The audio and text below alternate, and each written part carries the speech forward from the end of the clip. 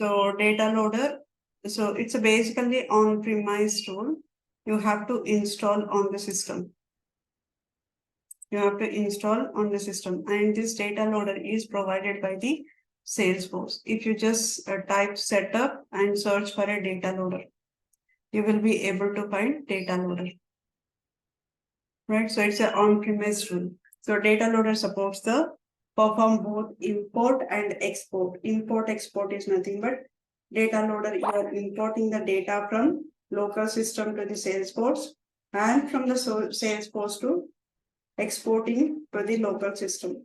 So if you want to perform any export or an import option, then you can go for a DataLoader.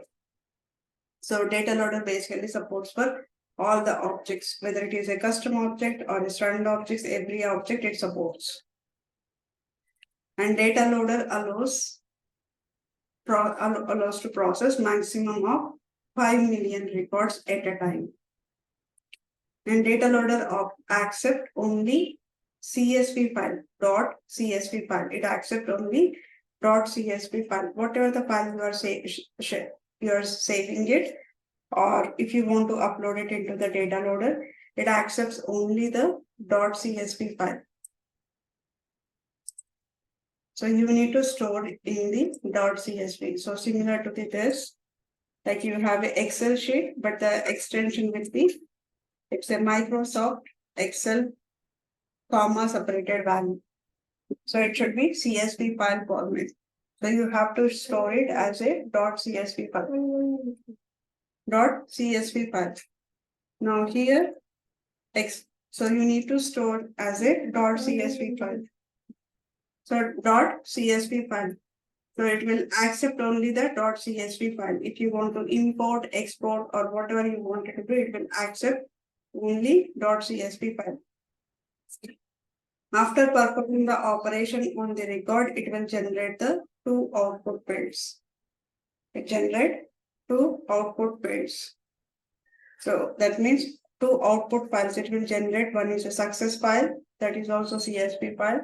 Another one is error file. So two files got generated by the DataLoader.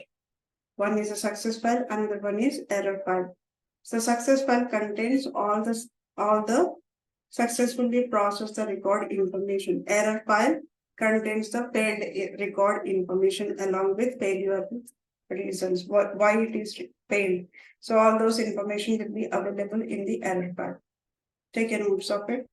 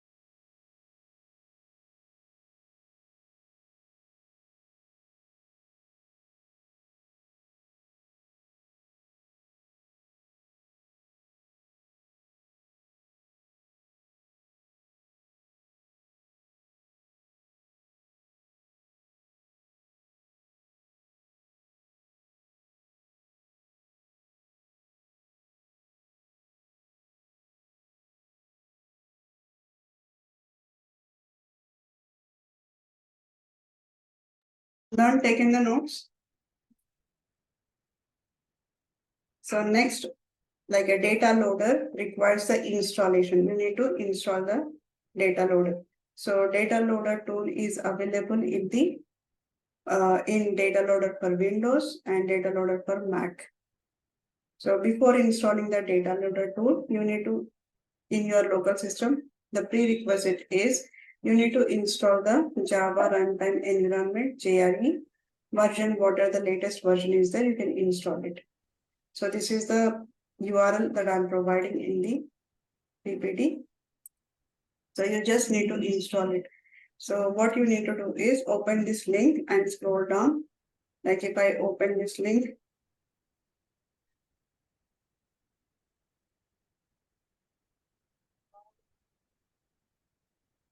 it will ask you that do you want to download for the Windows or do you want to download it or like which are the one it is available like a .msc .tar. So always take the .msc over it .tar.gz.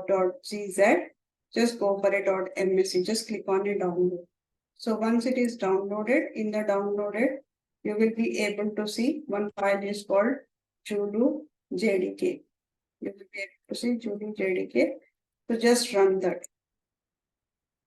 So download it to the system. Download the .msc file that corresponding to the your computer. Like if it is a like if you have a Mac or a Windows based on that, you download it. And then once you download it, click on that MSC file, the Java file. And once you click on it, it will open up the screen. So just click on the next button and just click on it. Next and install and then finish. Don't change anything. Simply click on the double click on that .msc file. Click on the install and next button install finish and download the DataLoader. So now you are done with the Java installation. Now go ahead and download the DataLoader. So from setup, search for a DataLoader in the quick find, and then you will be able to see the DataLoader option here. Now if you open the, let's say, now here I search for a DataLoader. When I search for a DataLoader, I can see here DataLoader. Just click on this download. It will take you to the next page. In this next page, just click on a confirm. Once it is confirmed, you have a link here, right? So download Winter 24 release for a Mac. So just click on this download Winter 24 release for Mac OS or a Windows. Once you download it, like once you click on that, it will be downloaded and it will be in a zip format. It will be in a zip format. So it will be in zip format.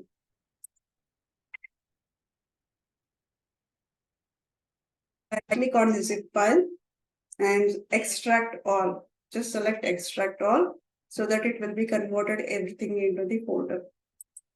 So it is converted like this, DataLoader version 59. Just convert this everything. So once it is converted, then what you need to do is, now you double click on this and there is a install.bat file will be there. Install.bat file. So go to the DataLoader and in the DataLoader, you will see that you will see here install bat file will be there. So just double click on that install bat file.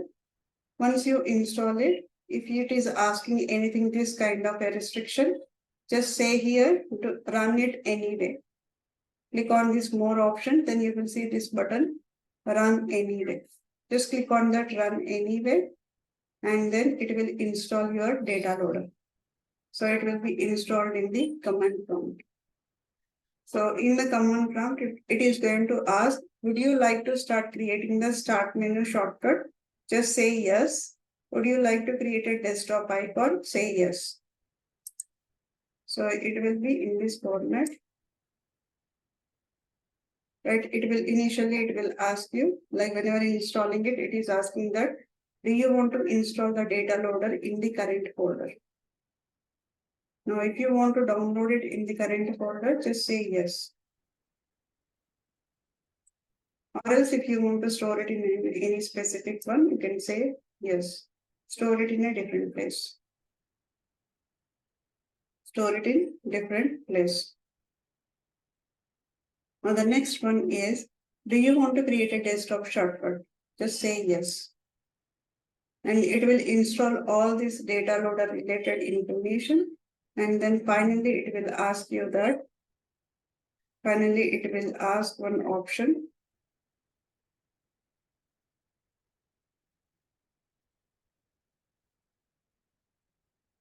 Do you want to create a short start menu shortcut? Like, do you want a shortcut? So if you want shortcut, say yes. So once you say yes, it will be install the related information into the system. And here it says configuration, it's continuing the configuration. Shortcut, simply say yes there. A shortcut is created. So you will be able to see shortcut. Automatically when you click on this install batch, so what will happen is it executes and it will create a data loader option will be created here. A data loader created. So what you can do is right click on this. If you want to pin it, you can pin it, or else like it will show this option.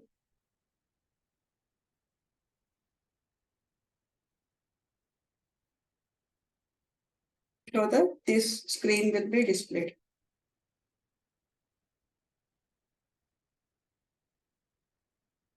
About the trial head, and this is the trial head link for the import and export. And DataLoader tool is a on-premise tool. It is provided by the Salesforce. Now here it is going to export, or it is going to perform a DataLoader allows us to perform maximum 5 million records at a time. Now if you look at the screen DataLoader, if you look at the screen of the DataLoader, we have a insert, update, upsert, delete, export, export. We have a insert, update, upsert, delete, export, exporter. So these many options are available here. These many options are available. Now basically here export is nothing but, now let's see one by one here. Now, here we have a setting option. Go to the data loader setting. Go to the data loader setting. In the data loader setting, if you want to enable the API, like a bulk API. If you wanted to do the bulk API, just enable this option bulk API. Let's say I click on this. Now observe this, when I click on it, there is few options will be deselected. Now click on a setting, and here before it was a REST URL on the login. We set the URL on the login. These options are available, and then here one option is start Salesforce object field names when ending the SQL for export. Now, right now, I'm going to do this. Immediately allow field truncation will be deactivated. Immediate truncation will be deactivated.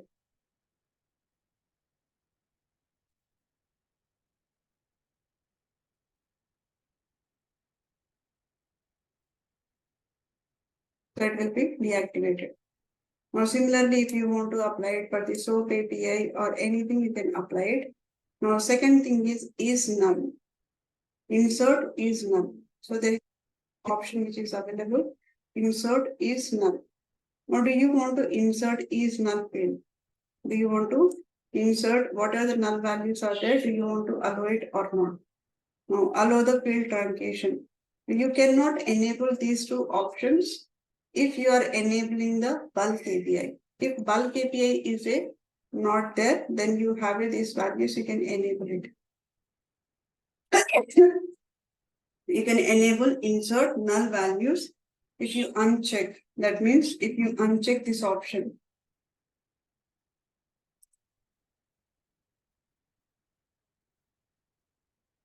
Uncheck bulk API, then you have the option to uncheck check. But if you check this bulk API, immediately this gets disabled. Gets disabled. And those are the few options are available. Is null values is nothing but in the data loader, if you are inserting a blank mapped values as a null value during the data loader operation, when the bulk API is disabled, empty values are ignored. Empty values are ignored. Now, when you update a record using the bulk API, whenever you are not inserting any value, if there is a null value, then it should show null. Right? Allow field truncation. This option is directs the data loader to the truncate the data for certain fields. Like, do you want to truncate, like if there is a longer information is there, you are providing the longer information, right? Your Salesforce limit is a 40 characters, but CSV file has a more than 40 characters information. Do you want to truncate that information? Do you want to truncate that information? If you want to truncate that information, then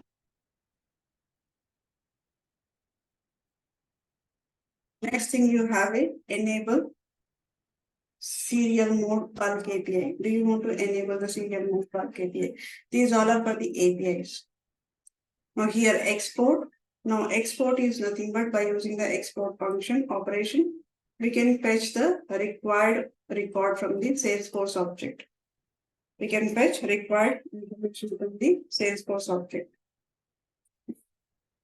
While exporting the record, we can add the required fields. What are the fields you wanted? You can add all your fields. Like I'm exporting it, there are 100 records or 100 fields are there in the object. Out of 100 fields, only few fields are needed. So select only those fields. What are the required fields are there? Only export those fields. And also you can add a limit class there. That means export only 10 records, export only 2 records, export only 5. So you can specify the limit class there. Now, in order to, whenever you are performing the export, you need to log in the DataLoader. Like if I click on export, now let's say here click on OK, and I'll say insert. Or let's say I'm going for an export.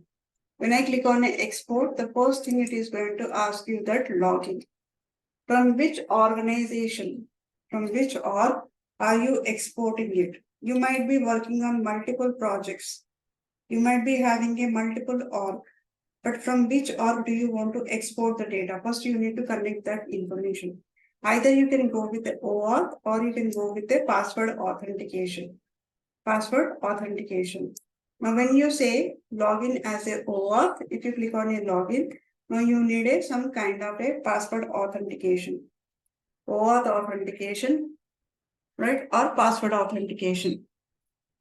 Password authentication is nothing but developer has to log into the DataLoader by using the Salesforce account credentials and security token. Whenever you select a password authentication, you need to enter here password along with that security token. Now, what is the security token here? Now, security token is, now let's say here, I am doing the password authentication. Security token is basically from the Salesforce. From the Salesforce, click on the profile icon, click on the setting link. Now in Salesforce, go to the Salesforce. Profile icon and then click on the settings. Click on the settings and search for a reset my security token. Right? Reset my security token. It is going to, if you click on this, you will be receiving an email. What are the email ID is there?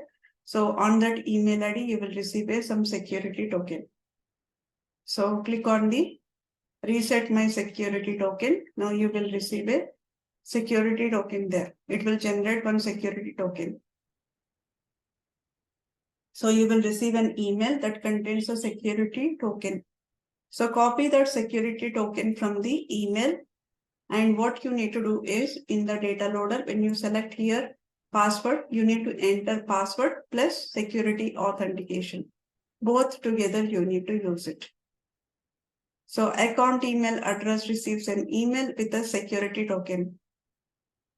So saying that we have sent, once you click on that button, it will say that we have sent a new security token to the email address for the account. So you will receive here some security token, case sensitive, copy exactly the same thing. Right, click on the export. Now, once it is connected, you can export the position object. For example, I wanted to export the position. So just select the position object and then what is the file name? You can choose any file name. So just choose the file name and then click on the next step. So in step two, you are choosing the file name. In step 3, you need to provide which fields do you want to export it. So when you select a field here, automatically the query is automatically implemented. So SOQL query this is, and this is the fields, and we have a where condition. Now we will see practically, but right now let's understand the theoretical part of it. Now, like a warning message in case if you are exporting it. Now, do you want to proceed or do you want to have it, or it will give you some kind of a alert message. Are you sure that whatever you are performing it, are you sure is it fine? Now, operation in progress extracted the 2 records, right? So 2 successful records. And it says that once it is completed, it says that there was a 2 successful extractions and 0 errors. Now export home, we will see this later. And export all. Export all is nothing but by using this feature, we can export all the records inside the object along with the deleted object also, deleted records also. So you can pull the records that are available in the object as well as the records that is deleted. That means the one which are available in the recycle bin, you can pull those records. So we can differentiate the deleted records by using the is deleted field. So if you have a is deleted field, you can differentiate it. So which is a standard field in which standard and each custom object. So if it is a is deleted equal to true means it is going to pull the deleted records. Is deleted false is nothing but it's not a deleted record. So that's the difference between the export and export all. Now, next one we have a insert. Insert is nothing but I'm going to create these records within the Salesforce. Now we are going to provide a CSV file to be insert, and what are the data is mentioned in the insert CSV file. So it will be inserted those records into the Salesforce. So once the insert is done, then it will create a 2 files, success file and the error file. So success is nothing but there is no error. There is no error. Error is nothing but there is something error is available. So that's the reason it is giving the error information in the error file. So, right. So if user did not supply the mandatory field values, passing the wrong value, then insert is going to get it failed. That means if while creating the record, if there are any mandatory fields. Now, in that case, like for example, while inserting the record from the DataLoader to the Salesforce, if I have not provided any mandatory fields, or else there is a data validation is there, then insert is going to fail and it is going to give you the error. Now, let's say here, hiring manager, I'm going to import this. Once it is imported, it says that one record is successful. So mapping, so you need to map it in the DataLoader. Right, so here mapping you have to do. For mapping, click on this create edit map. Create edit map. So you need to choose it. What are the fields you have it? Just drag it or click on this auto match field column. Right, so once it is mapped, like a location should go to the location. And these columns are from the CSV file. Whatever this left side is there, these are from the CSV file. And whatever this side is available, this is fields, object level fields. Right, so object level fields. Now you need to map those 2 fields. You need to map those 2 fields. Now step 4, finish it. You are chosen to insert the new record. Click on yes. Now finish it. Now next one, update. Update is nothing but we are updating the certain records in Salesforce by using the DataLoader. So for example, in the account record, I wanted to update the data load using the DataLoader. I wanted to update the industry and rating and website. So we can update it. Similarly, we have a upsert. Upsert is nothing but a combination of insert plus update. Upsert is nothing but combination of update plus insert, which is nothing but a upsert. So in the upsert, if the records are already exist, it will update it. If the records are not exist, then it will create it. right? Then we have a hard delete option is there. We have a hard delete option is there. Now let's say here I wanted to delete the records, but I wanted to do the hard delete. So in order to perform the hard delete, user need to enable the bulk API hard delete option on the profile or a permission set. Now on the profile or a permission set, you have a option which is called as a bulk API hard delete. If you enable that option, then only you will be able to do the hard delete. Otherwise, you will not be able to do the hard delete. So in the profile level, go to the system permissions or administrative permissions, select the bulk API hard delete checkbox, then you will be able to do that. Now in the permission set, now here you have a system permission set, administrative permissions. So select the API, right, hard delete checkbox. Now click save it and assign this profile to the desired users. Now if you enable it, then only you will be able to see the hard delete here. Now my profile is system profile, right? So I cannot modify the system profile. So in that case, what I can do, I can create a permission set and then I can enable this option bulk API hard delete in the checkbox. Right, so that is done. Now this is the referral link. I have already explained it in detail, and these are the trial headings. So that's all about the data loader. Make sure everybody install the data loader. Once everybody install the data loader, then only we will do the import, export all, hard delete, all these options we will play with them. Right? So that's all for today.